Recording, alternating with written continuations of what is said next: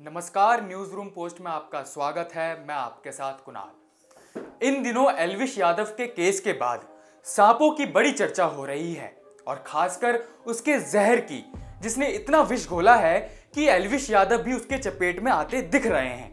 नोएडा की एक rave party में कथित तौर पर सांपों के जहर का इस्तेमाल होने का मामला सामने आने के बाद अब यूपी सरकार एक्टिव हो गई है। मीडिया रिपोर्ट के मुताबिक एक उच्च स्तरीय समिति ने सिफारिश की है कि सांपों को पकड़ने, उसका जहर निकालने और व्यापार करने का लाइसेंस अब सिर्फ सरकारी संस्थानों को ही दिया जाए। बता दें, नोएडा के चर्चित रेव पार्टी मामले में बिग बॉस OTT 2 के विनर एल्विश यादव का भी नाम सामने आया है और वो मामले के 6 आरोपियों में से भी एक है, जिसको लेकर नोएडा पुलिस उनसे पूछताछ भी कर चुकी है।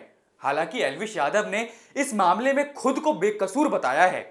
वैसे ये बेकसूर है या नहीं, ये तो जांच के बाद ही पता चल पाएगा। खैर, अब आपको बताते हैं कि सांपों से जुड़े मौजूदा नियम क्या है। फिलहाल प्रदेश के मुख्य वन संरक्षक ही वर्तमान में सांप पकड़ने, उसका जहर निकालने और परिवहन की परमिशन देते हैं और आपको बता दें कि यह अनुमति निजी क्षेत्र को भी दिया जाता है।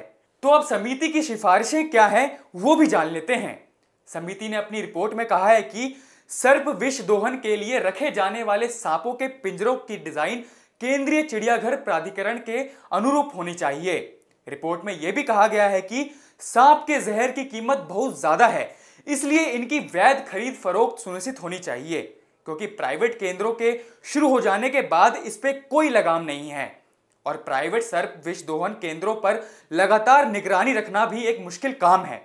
समिति ने अपने रिपोर्ट में यह भी कहा है कि सांपों का जहर निकालने में ऐसी विधि का अपनाना चाहिए जिससे कम से कम सांपों से अधिक जहर मिल सके। इसके लिए वैज्ञानिक तौर तरीके अपनाना जरूरी है।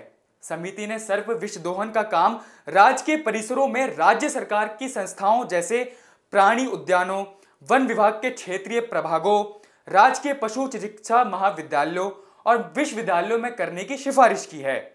सूत्रों के मुताबिक इन सिफारिशों का परीक्षण किया जा रहा है और ऐसा माना जा रहा है कि नोएडा की रेव पार्टी का मामला सामने आने के बाद इन सिफारिशों को मानने की संभावना काफी ज्यादा है। अब देखने वाली बात है कि सरकार इस मामले पर क्या कुछ कदम उठाती है। तो फिलहाल इस वीडियो में इतना ही और जानकारियों के लिए देखते रहिए न्यूज रूम पोस्ट।